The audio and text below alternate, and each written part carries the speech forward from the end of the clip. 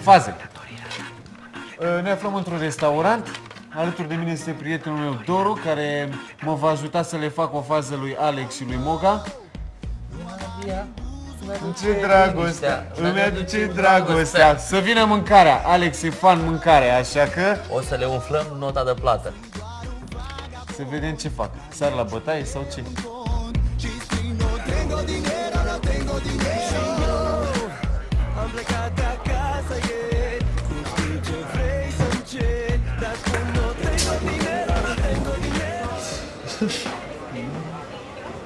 Te miri? Foarte. Am cred că nu e astăzi. Zi-mă. Pleci?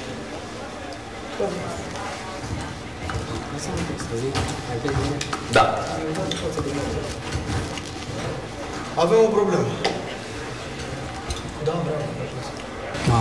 Ce problemă? Păi nu e nota noastră. Bă, da, e nota voastră. Vezi că faci cinste? 53 de milioane? Mă rog, aproape 53. Păi ne dai și un Ferrari, ceva în prețul ăsta? Discutăm. Da? Nu vrei tu mai bine să chem managerul? De ce? Ca să nu te bată, de-aia. Te-am răiați. Băi, relaxează-te, mă.